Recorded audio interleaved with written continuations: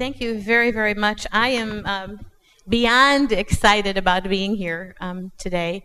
I came thinking that I would learn something, and I've learned so much by spending the day at your workshop. So I'm very excited about taking the information back to my colleagues in the United States and making communication transfer to them to help them understand exactly what's going on here and how it can apply to us.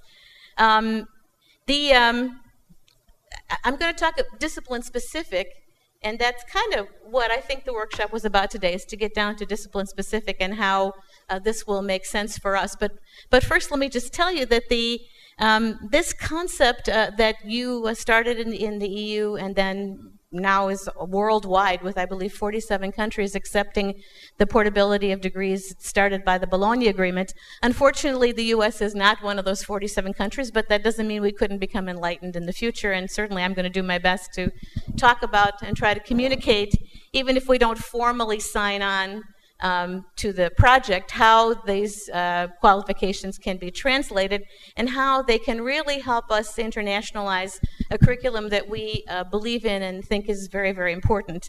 And so, originally this information came to us through one of our Canadian colleagues, and she kept talking about knowledge, skills, and competencies, and how we had to take our standards in our discipline-specific field and convert them, because that's what really counted, not names of courses or credit for passing a course. And several of us that were on this committee with her were very like, whoa, what is this about?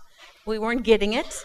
And then, fortunately, I went to the Eucen Conference earlier, actually in July of this year, and met Alfredo Suervo, and saw your presentation, and all of a sudden it like clicked in my head that this is what we've been trying to accomplish, and really we weren't even communicating with our Canadian colleague to understand what this is all about. So now I'm feeling like maybe I know as much as elementary school or something. I still have to grow in my own competency and knowledge, but this is a good beginning, and it gives me a lot of tools and information to bring back to our colleagues.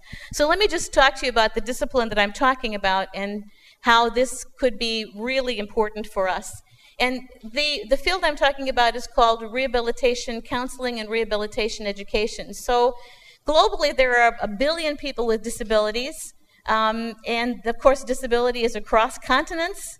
We estimate, the UN estimates that 13.3% of the world population has some form of disability. And disability, of course, is defined differently in different countries, but basically an impairment, a loss of psychological, physiological, anatomical structure or function. And because of that, restriction from some life activity. And the one that our field is the most concerned about is being limited in the ability to work. So that also ties in very nicely, I think, with, for example, the examples you used today are people accessing the knowledge, skills, and competencies to work.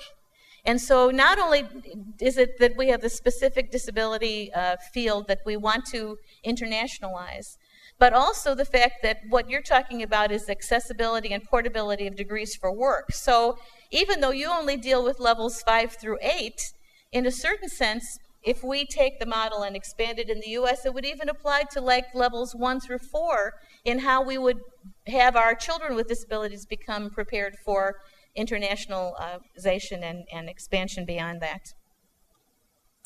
So what we really focus on is helping people with disabilities become independent, and the marginalized populations, people with communication skills, through medical services, through physical restoration, through psychological supports, independent living, housing and transportation, community living skills, advocating for their personal and spiritual development, and last but not least, vocational and job career development. So when I'm talking, I'm mostly talking about university students at the bachelor's, master's, and doctoral level who will learn to help people with disabilities learn through this system so that their degrees can be portable. But in effect, we're also talking about the subjects of the study also, because we would want to enhance their vocational skills. So we're getting like a double prize here in 2 different ways. And then legal rights, of course. So the Council on Rehabilitation is the accrediting body in the field. I want to say it's an international accrediting body because it's the only one in the world right now, so I guess it could be international. It has not been very successful at the master's level, although it does accredit 100 programs in the United States in rehabilitation counseling. And it's recognized by our accrediting body in the US, which is the Council on Higher Education. But the undergraduate component of that is where I'm a commissioner. And this commission is part of CORE, and it's responsible for undergraduate rehabilitation education programs. So that would be in your model, the 6 and 5s. And this is its goal is to promote the effective delivery of services to individuals with disabilities at the bachelor's level.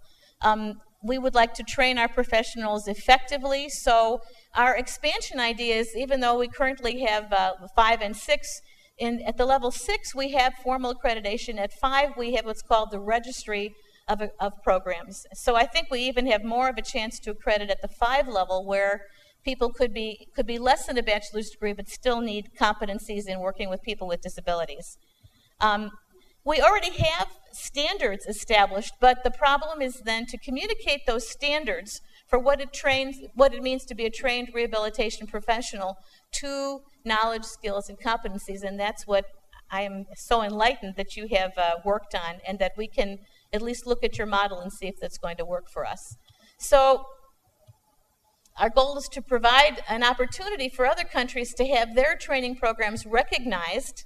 We currently do have international programs in Ireland and in Canada at the undergraduate level, but we're always trying to make them competent to the US, and what I've learned by being at your workshops is we need to make our standards match yours. We need to communicate in the other direction. Rather than trying to fit them into a US model, we need to use an international model and communicate our knowledge, skills, and competencies to the international model. It's going to work a lot easier that way, because when you've got 47 countries agreeing and 1 not agreeing, it's easier to go in that direction to make the communication easier.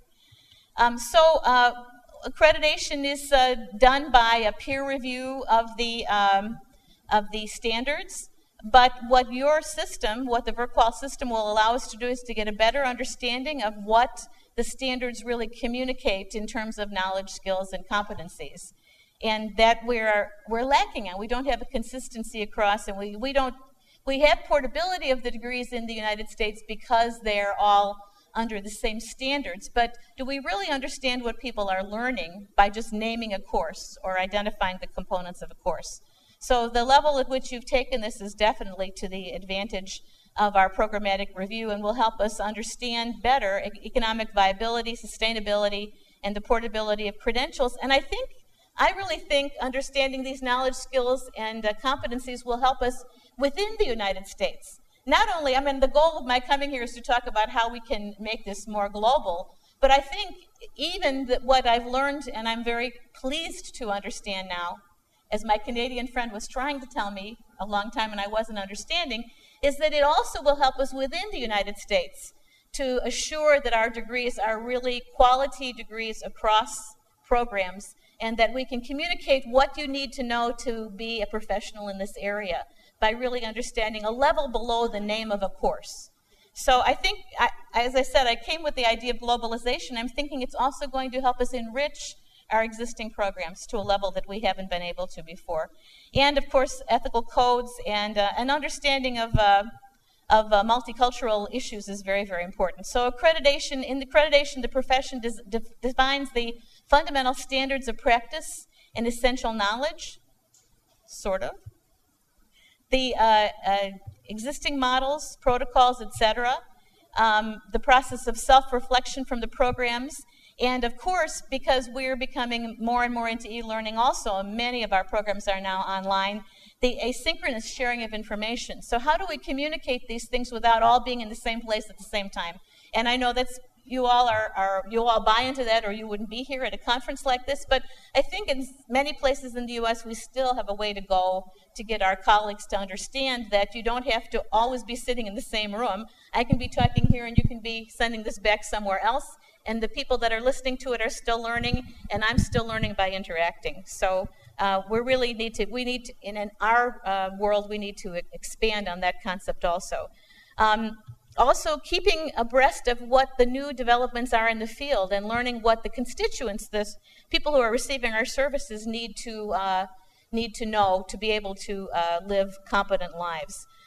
So we kind of often call this, this best practice piece, but why should it be best practice? Why shouldn't all training be best, be even, be good? Why do we only set up these model programs? Why shouldn't we all buy into the same competencies and guarantee that the people that are receiving our services are continually refining the system? And that's kind of what this is about, is that what we really want, and I think we've been searching for the answer, and you have certainly helped us get a better perspective on it, is that we want to use accreditation, where we have set our global standards. We want to use technology to increase the ability to make these degrees portable both within the United States and across the world. We want to have good pedagogy, which we will understand better when we start defining the learning outcomes, the knowledge, skills, and competencies. And then we want to apply that to people with disabilities, which is the discipline-specific part of this. And I think that's the piece that you have the answers to the yellow and purple and green and the technology piece, and then we become the experts in the field, and we can go in there and make those standards relevant to our master's and bachelor students and potential doctoral students also. And that will be a growing kind of thing that we will continually refine until we get it all turned around in circles. We have a real fancy piece here, but eventually we're going to make the puzzle fit. Okay, so challenges. The world has become flatter, as we all know, the famous book about the world is flat. So I'm also very delighted that on most of the things we talked about today, I could understand within a couple minutes what was going on. It didn't take a long time, because not only are we flatter economically, but I think we're flatter in terms of our ability to communicate with each other. And you also, your trainers have been very helpful to me today in communication. The boundaries have changed in terms of who learns and how we learn. Distinctions are less divisive, so we're more willing to listen and learn from each other. We need to define, this is a piece of it that's very important in the United States and I think in other countries also, that while the standards are going to be consistent, the way that this discipline of working with people with disabilities is going to be operationalized will have to also be refined by cultural nuances. And we're not saying everybody should give up their culture or the way that they particularly want to work with people with disabilities, either from a legal perspective or a socio-educational perspective. That can be unique to each country, so that the standards of what is taught, the knowledge, skills, and competencies would be consistent, but in each country that then teaches this could also add their own multicultural piece to it. What makes it unique to Italy is what might be different in China, what might be different in the United States, that you can still take your discipline-specific competencies and make them culturally relevant to your own culture. So the universality of socially endorsed and culturally dependent practices is very important, and we would never give that up. We don't want to just rubber stamp any discipline. We want it to be culturally specific also. But I don't think that this system prevents that. I think, if anything, it encourages that by what you talked about earlier. People using your system can go in and see what somebody in Brazil is doing in that area. They can go in and see what's going on in Canada in that area by looking at the different ones that have been submitted to your system. So, new vision would be competencies related to the Bologna Accord. And now, thanks to you all, I understand that Bologna Accord stuff a little better. The challenge will be to identify the competencies at each level for the standards that we currently have in our current accreditation system.